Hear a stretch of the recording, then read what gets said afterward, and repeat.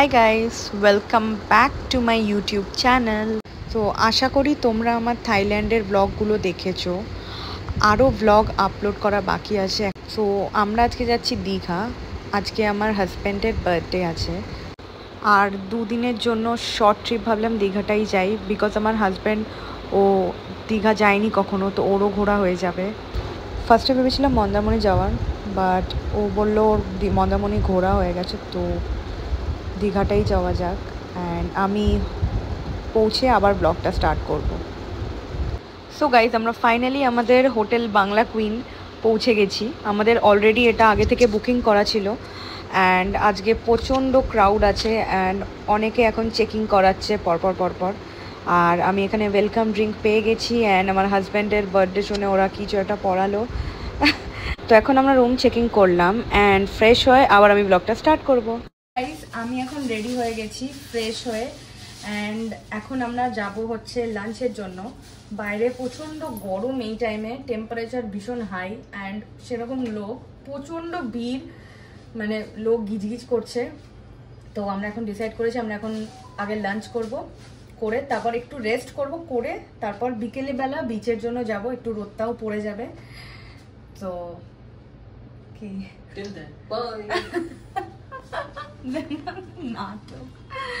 ওকে, তো আমরা এসে গেছি লাঞ্চ করতে, অ্যান্ড রেস্টুরেন্টের ভেতরটা খুবই সুন্দর। তো আমার চাইনিজ খেতে ইচ্ছা করছে, অ্যাজ এটা আমার ফেভারিট ক্রুজিন। তো লেটস সি মেনুতে কি আছে, কি অর্ডার করা যায়। অ্যান্ড তারপর আমি যাব আমার হাজব্যান্ডের জন্য বার্থডে কেক কিনতে। অ্যান্ড গাইজ, এখানে আশেপাশে কোনো ভালো কেকের দোকান নেই, না হি অনলাইনে কিছু শো করছে। সো ফাইনালি ডিসাইড করলাম মিওমোর থেকে কেকটা নেওয়া যাক।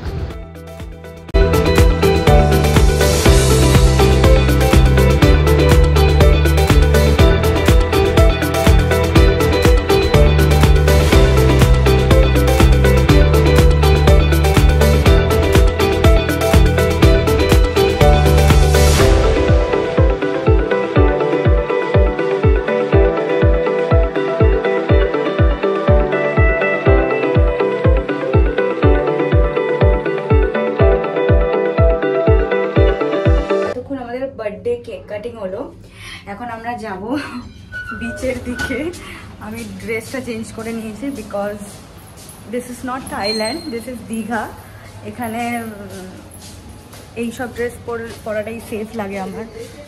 So let's go there.